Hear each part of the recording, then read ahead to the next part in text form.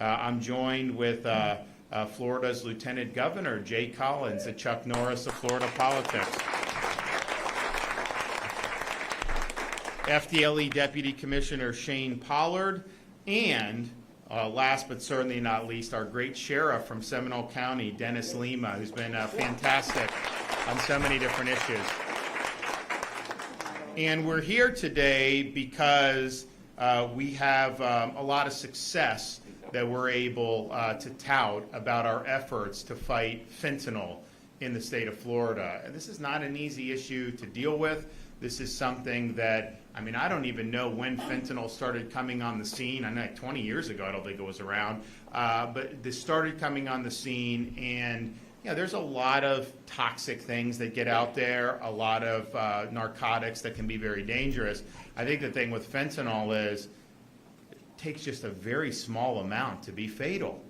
And what ends up happening is, and this happens, I mean, we've had people in this community obviously who've been affected by this. You have like some college student and they're like, have exams or something, and then so someone's like, hey, take this pill, and they think it's something, and it ends up having fentanyl in it, and that can kill them just by taking one pill. This stuff gets laced in all kinds of things, and the amount of fentanyl that we've seen, I'll talk about in a minute through our program. It's not like it would kill like a dozen people. I mean, you're talking about enough fentanyl to kill tens of millions of people, and it doesn't even need to be that much of an amount to be able to do it. So this is something that is really, really significant. I don't think there's anybody in Florida that has not been impacted in one way or another. Maybe not you, maybe not your immediate family, but a coworker who's lost a family member, or a neighbor, or somebody maybe in your extended family. This is something that's been really significant. And I know a couple years ago we were hitting over 100,000 drug overdose deaths across the United States of America, and fentanyl is the main reason why it reached the levels that it has. Now, part of our approach to this is understanding we've done a lot on working with kids, and the First Lady has done a lot on letting kids know in school. She has a program called Your Facts, the Future, about the facts, your future, about how damaging this stuff can be. This is not like it was like in like the 60s. Some of these high school kids are smoking grass, whatever. Like, not that they should be doing it, but like now you smoke something, if that has fentanyl in it, it's like playing Russian roulette with your life. So the stakes are so much higher. And I know a lot of parents get very, very concerned about this. And so educating about the risks so people know that this stuff is out there is really, really important. And you obviously want to be able to have an impact on the demand side. We've also done our CORE program, which is kind of a full spectrum response to opioid addiction and opioid overdoses. People can overdose, they get sent to the hospital, they get revived, they just kind of get put back on the street. Well, when that happens, you're likely going to end up using again. And so this is a full spectrum, once you get out of the hospital, still having support, and also being able to be put on a regimen if they need to be, so that they're not going back to that. And it's been very successful, and that's led in part to the reduction in opioid overdose deaths throughout the state of Florida, which we're very proud of. So the demand side is really, really important. Information, having ability to treat, all that is something we've really leaned in on. But you have to recognize that this stuff is pouring across the southern border, or it certainly was under the previous administration, in massive numbers. This is a huge business for drug cartels. People on the street can make a lot of money selling it, and this is something that we have to take very, very seriously from a law enforcement perspective. As we're working on blunting demand, as we're working on helping people who may be addicted, we got to throw the book at the people who are spewing this poison into our communities. And so in 2001, of course, I launched a number of emergency measures to help with the southern border that was happening in Texas, and they were able to do a lot of good work down there, and that was state law enforcement, state guard, National Guard, you name it. We also launched Operation Vigilant Sentry, which is our maritime operations to protect the peninsula of Florida from these vessels that come in, illegally. And the Coast Guard has always been the one that's been in charge of that.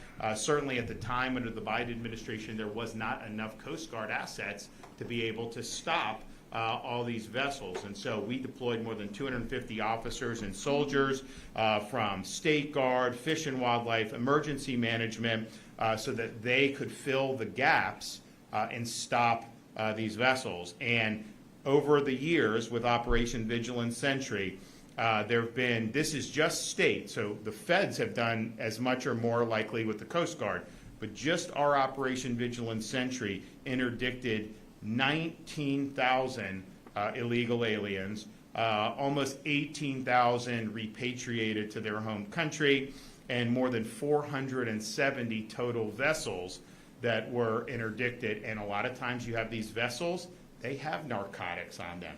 They have other types of contraband on them, and usually a bunch of military-age foreign men. Is that what you want in your community? Narcotics and contraband and these military? No, of course not.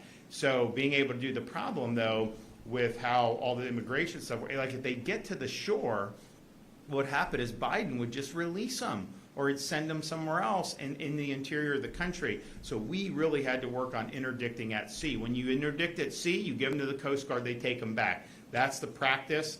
Honestly, I think if they show up in the Keys, you should take them and send them back. Like, why would we, act like that's such a different thing? But nevertheless, that's how the federal government has historically treated it. So these were really important operations, and I guarantee you, those operations have saved lives. There's no question that has happened. Now, we also knew that we needed to do more to support our local law enforcement and continue working with our state law enforcement agencies. So in 2023, we established the State Assistance for Fentanyl Eradication Grant Program. We call it the SAFE program, which gives law enforcement funding needed to conduct large-scale drug interdiction operations across the state of Florida. This has allowed local law enforcement agencies to effectively fight against drug trafficking and to get hundreds of pounds of deadly drugs off the street. So here we are now, 2 years later, and honestly, maybe even a little less by the time this got signed into law and everything. So 2 years, roughly, the results have been incredible. To date, this is just through our SAFE investigations. Over 200, almost 200 SAFE investigations have led to 2,100 arrests, the seizure of 485 pounds of fentanyl, and over 63,000 fentanyl pills. So what does that mean? 486 pounds of fentanyl, 63,000 fentanyl pills. That is enough fentanyl to kill approximately 1/3 of the population of the United States of America. We have 340 million people, so that's well over 100 million people that could be killed by that amount of fentanyl. So that's really, really serious business. And it's not just fentanyl, 545 pounds of cocaine, over 300 pounds of meth, 4.6 million in drug cash, 730 in drug-related firearms, and then 76 drug vehicles have been seized as a result of the program. So these are major cartel-linked operations that are operating in Florida communities, and our law enforcement is putting a stop to it. And that was one of the reasons why when we talked about the southern border so much, I'd have critics, like obviously media and whatever, why do you care about the southern border? You're not in the southern border. Well, first of all, as an American, I care about having a border in a sovereign country, and I know people in Florida care about that too. So that's just the threshold. But what was coming across the border was not just staying in El Paso or Laredo or McAllen, Texas. It was going all across the United States of America. They wouldn't be running those operations with the drugs unless they could get it out across the United States of America. And so we knew from individuals coming, the contraband, all this stuff, that this would have a major impact on the state of Florida. And so the SAFE program was one of our ways that we fought back. And so if you look at some of the results, they are really, really encouraging. So FDLE agents in Orlando, Jacksonville, and Fort Myers earlier this month arrested multiple suspects that were part of a drug trafficking ring connected to a Mexican drug cartel. Coordinated takedown of these dangerous individuals all on the same day in different parts of the state is testament to the work that FDLE is doing. Their operations span 4 different states. One of the suspects was an illegal alien from Mexico with a standing deportation order. FDLE special agents worked for months to become embedded in these drug rings, both in Florida and in other states, so that they could uncover these drug trafficking networks. Several agents have even been close to being killed after a few undercover drug deals went bad. And thankfully, they were able to keep their cover and see these traffickers arrested, including right here in Orlando. Earlier this month in Orlando, FDLE arrested a high-level cartel member selling fentanyl and meth. They were able to seize more than 4.4 pounds of fentanyl during the bust. That's enough. 4.4 pounds of fentanyl could kill 1 million people. FDLE Orlando also arrested an illegal alien from Colombia, a former Colombian paramilitary leader responsible for cocaine trafficking and who had admitted to committing 29 murders. What are we doing with these people in our country? Are you kidding me? In South Florida, FDLE dismantled a fentanyl-laced meth ring that used street dealers at motels to flood communities. And then just weeks ago in the Florida Panhandle, an illegal alien and Gulf cartel human smuggler, previously deported twice, was arrested by FDLE and sentenced after being caught smuggling other illegal aliens from Cuba, Honduras, Nicaragua, and Colombia into the U.S. across the southern border during the Biden administration. So FDLE has really been tip of the spear on this. We appreciate that. But you've also had these local sheriff's departments that have done amazing work. So right here in Orlando, FDLE worked with the Orange County Sheriff's Office. They launched a multi-jurisdictional investigation known as Operation Burn, Baby Burn, that broke up a drug trafficking organization importing fentanyl from Mexico and from California. 17 arrests made, 6 pounds of fentanyl seized, 4 pounds of cocaine, enough fentanyl to kill 1.3 million individuals. Jacksonville, Operation Jacob's Ladder took down a Gulf cartel pipeline, sending monthly truckloads worth millions of dollars of meth, fentanyl, cocaine into Northeast Florida. Jacksonville Sheriff's Office and FDLE arrested 14 suspects, seized 164 pounds of cocaine and enough fentanyl to kill more than 1 million Floridians. Over 75 pounds of other drugs were seized, along with an entire tractor trailer and 13 firearms. This now incapacitated criminal group sourced its illegal narcotics from Mexico via Texas through the Gulf cartel, whose leader is nicknamed the Friend Killer. Cartel presence in Florida is significant because for years the cartels have been known to be Mexican drug cartels operating in the Sunshine State, the Sinaloa and Jalisco cartels, and they're both currently at war with each other. In Polk County, Sheriff Grady Judd's team, working with FDLE, seized 64 pounds of fentanyl in one case this June, enough to kill 14 million people. And they arrested cartel members tied to both of the Mexican cartels. This was the largest fentanyl seizure in the county's history. In fact, Polk County alone has seized more than 25% of all fentanyl captured as a result of the SAFE program. Polk's overall SAFE investigations have seized enough fentanyl to kill, in one county, 24 million Floridians.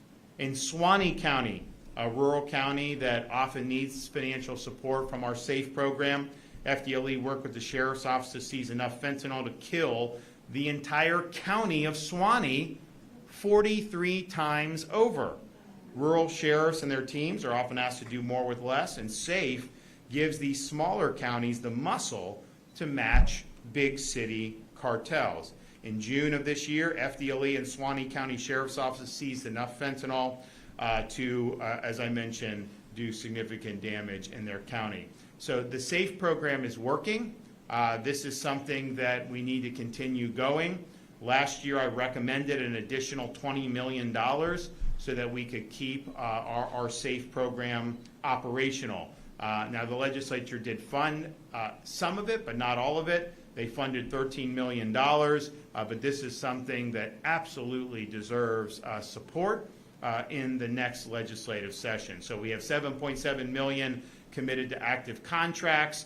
There's now about $5 million that are left for new contracts, and that may be enough to eke through the fiscal year, but it's not going to be enough to continue the momentum and continue to save lives. And so we will be recommending, when I roll out my budget later this year, additional funding for the SAFE program, and we will obviously work with the legislature to ensure that, and it's kind of rare where you fund something and then 2 years later you have significant deliverables. That's rare in government. Not as rare in Florida state government, but very rare throughout a lot of government.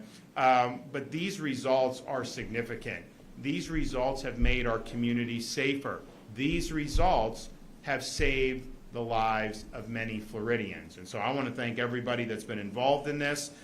This is a success story. There's a lot more that needs to be done, and I know the cartels aren't just going to fold up tent just because Florida has really gotten tough. And it's not just the SAFE program. I mean, we've also have very strong laws in place, in Florida. When I became governor, they were pushing to repeal Florida's truth in sentencing law so that people would have let out a lot of felons, and they wanted to be more lenient on things like fentanyl crimes. I put the kibosh on that, and so we now have really stringent penalties.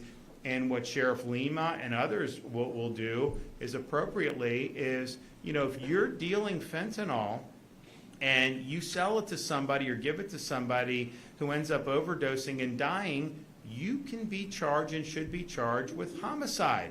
And that's what they're doing, because these people know that what they're doing, is killing people. So I want to applaud everyone that's been involved in that. We got to keep the momentum going. We can't just sit here and say, these are great successes and then just move on to other things. There's a lot of our family members, particularly our young people. You can make a dumb decision now and then, but you'd like to think like, you make a dumb decision, you wake up the next morning, you kind of realize you made a dumb decision and then just do. But this is